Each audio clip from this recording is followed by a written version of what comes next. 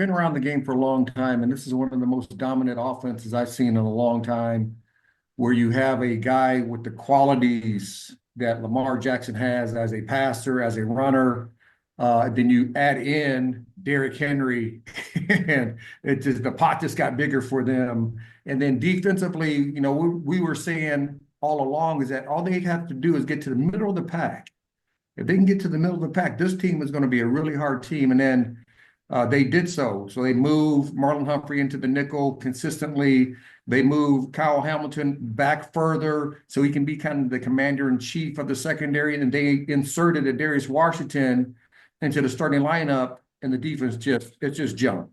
And the last 4 weeks since week 11 for the defense, they've just been playing lights out football. Offensively, they've been playing lights out football all year long, outside of the first 2 weeks, because they're still trying to figure out how to use Derrick Henry.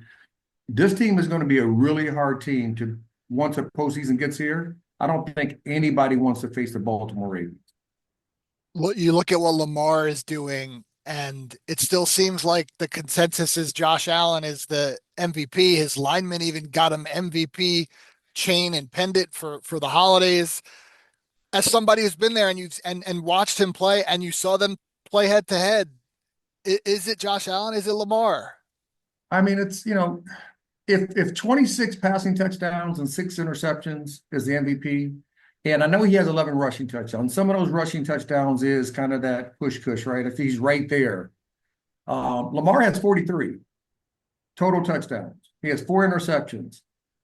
If you look at the big picture, if you see the dynamic plays that Lamar has made for his football team, it's no question in my head, Lamar Jackson is the MVP. I got much love for Josh Allen and what he does, how big he is, how strong he is, the big plays that he can make for his football team. But when you look at the totality of both guys, because we were thinking about Barkley was going to be in there, but he only has 13 touchdowns. He's not going to break ED's record. So it's really between Josh and Lamar. When Lamar has 39 passing touchdowns, 4 interceptions, Josh has 26. And normally when you always talked about MVPs for the quarterback position, you always talk about passing touchdowns. We never even talked about rushing touchdowns. Now we do. But with that being said, 39 passing touchdowns to 26, I think to me, that's daunting. I think next week he'll play. He'll have a couple, so he'll be in his 40s. And I just don't know how you don't give the MVP to a quarterback who has 40 passing touchdowns and only 4 interceptions.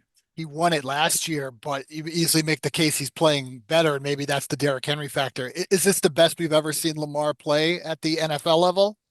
Yeah, and remember this. So when Todd Monken came in 2 years ago, so before that, Lamar Jackson never made any checks at the line of scrimmage. And Todd Monken came in and said, you know what, you are going to make checks. You're capable of making those checks. Let's make those checks. Let's keep growing as a quarterback in the National Football League. And to me, when I learned that he didn't make any, I think I kind of knew it, but once I really found out and solidified that he didn't make any previous years, and he still won the MVP back in the day in 2019, that's when I said, this guy still has growth. He's still growing as a quarterback. And if you watch him play this year, he has thrown the ball extremely accurate and extremely well from the pocket, which that was not his forte.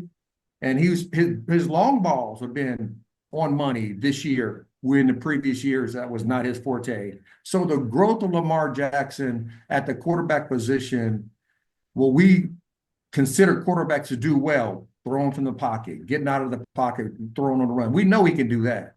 But throwing from the pocket the way he has this year, I've been very happy to see that growth. And the crazy thing is, he still has more growth. And that's what's scary for the rest of the defensive coordinators in the National Football League should have.